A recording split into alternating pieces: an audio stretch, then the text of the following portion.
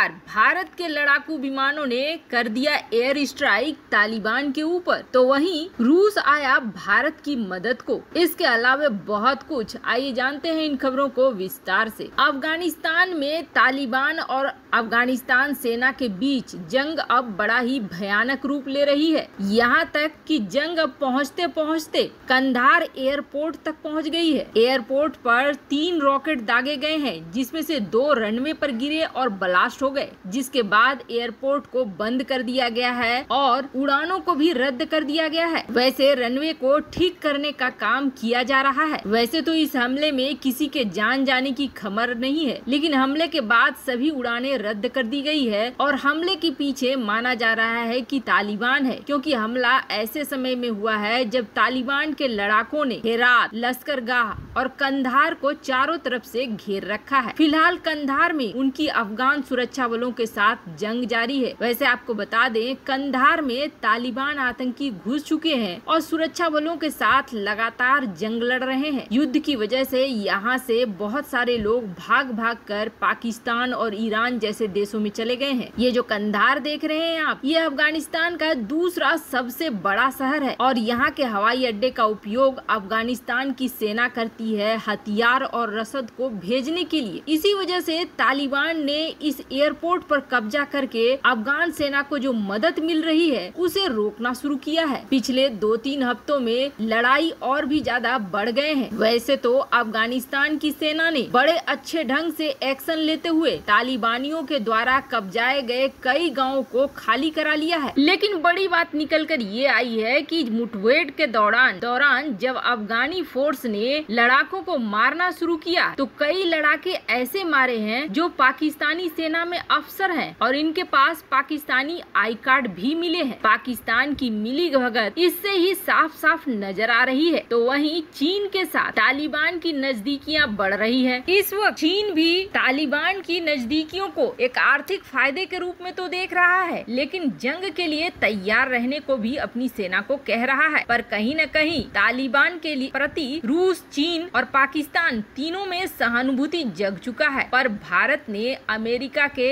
विदेश मंत्री के आने के बाद बिल्कुल खुला सबको बता दिया है कि भारत और अमेरिका दोनों ही तालिबान अगर सत्ता पे आ भी जाता है तो इसकी सरकार को मान्यता नहीं देंगे। अब इसके बाद से तालिबान को भारत के रुख का भी पता चल गया है। अब इन सब के बीच में तालिबान की तरफ से बड़े आरोप लगे हैं। दरअसल तालिबान ने खुलेआम अब भारत को कहना शुरू कर दिया है कि भारत ने तालिबान पर हमला करना शुरू किया है और अफगानिस्तान के ऊपर भारत बम बरसा रहा है। दरअसल हुआ ये है कि अफगानिस्तान वायुसेना ने एक प्राइवेट हॉस्पिटल पर बम से हमला किया है और ऐसा इसलिए किया है क्योंकि उन्हें शक था कि इस हॉस्पिटल में तालिबानी लड़ाकों का उपचार किया जा रहा है जो इस युद्ध में घायल हो रहे हैं। लश्करगाह नामक जगह में 20 बिस्तरों वाला एक छोटा सा अस्पताल है और इस अस्पताल में मरीजों का उपचार चल रहा था। अब अस्पताल के मालिक का कहना है कि हमने किसी तालिबानी का यहाँ पे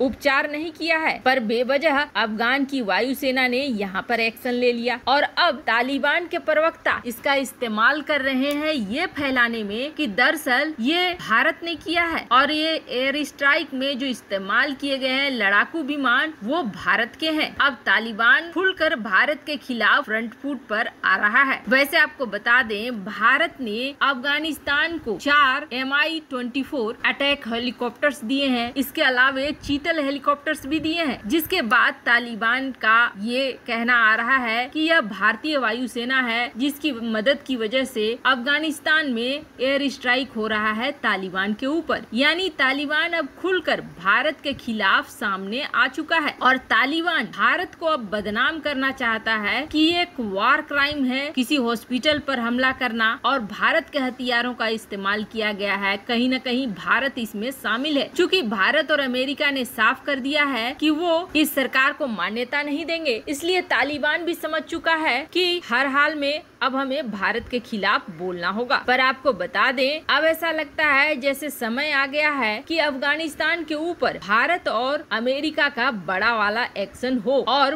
भारत का जो तजाकिस्तान में बेस है, इस बेस का इस्तेमाल एयर स्ट्राइक के लिए किया जाए, क्योंकि तालिबान की हरकतों से जरा भी नहीं दिख रहा है कि वो भारत के साथ किसी भी तरह के अच्छे संबंध रखेगा। ऐसे में आज हो या कल हो, तालिबान के साथ भारत को लड़ना ही पड़ेगा। पर जिस तरीके से अमेरिका और भारत की एक साथ मूवमेंट चल रही है, उसे देखकर ऐसा ही लग रहा है कि जल्द ही इस इलाके में आपको बड़ा एयर स्ट्राइक सचमुच का देखने को मिलेगा भारत की तरफ से। अमेरिका बाहर निकलने के बावजूद एयर स्ट्राइक के जरिए मदद कर रहा है अफगानिस्तान की सरकार को, लेकिन उसे चाहिए एक बेस, और ये बेस भारत दे सकता है अमेरिका को अपने तजाकिस्तान वाले बेस का इस्तेमाल करने पर। हमें अफगानिस्तान के अंदर अपनी सेना उतारने की कोई जरूरत नहीं पड़ेगी, लेकिन एयर स्ट्राइक और एयर सपोर्ट देकर तालिबान की जड़ों को कमजोर जरूर किया जा सकेगा। वहीं दूसरी तरफ इन सब के बीच में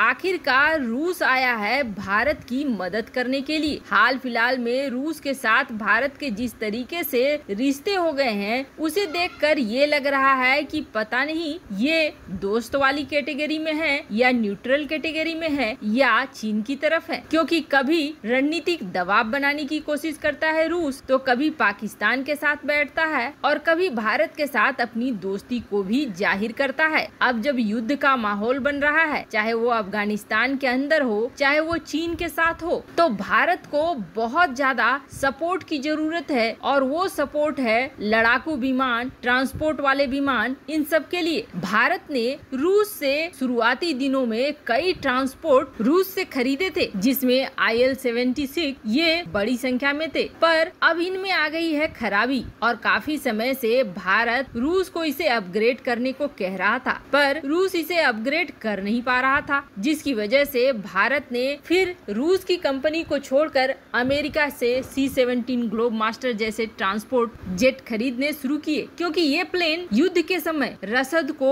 हथियारों को पहुंचाने के लिए बेहद जरूरी है। और इस वक्त हालात जिस तरीके से बन रहे हैं, अपने हर हथियार को सही तरीके से तैयार रखना भारत के लिए बेहद जरूरी है। इन सब के बीच में रूस आखिर आया आगे, और रूस ने अब ऑफर दिया है एक बड़े पैकेज के साथ कि भारत में जितने भी ट्रांसपोर्ट विमान हैं, उनकी मरम्मत भी करेगा और अपग्रेड भी करेगा रूस, और इन सब की 70% अपग्रेडेशन करेगा। 70% का मतलब एक बड़ी संख्या है। एक ट्रांसपोर्ट प्लेन अगर 70% तक अपग्रेड हो जाती है, मतलब ये लगभग नए तक पहुंच जाएगी। वैसे आपको क्या लगता है, क्या तालिबान पर अब सचमुच भारत को एयर स्ट्राइक करनी चाहिए? कमेंट कर अपनी राय जरूर बताएं। जल्द मिलते हैं अगले वीडियो में नई खबर के साथ।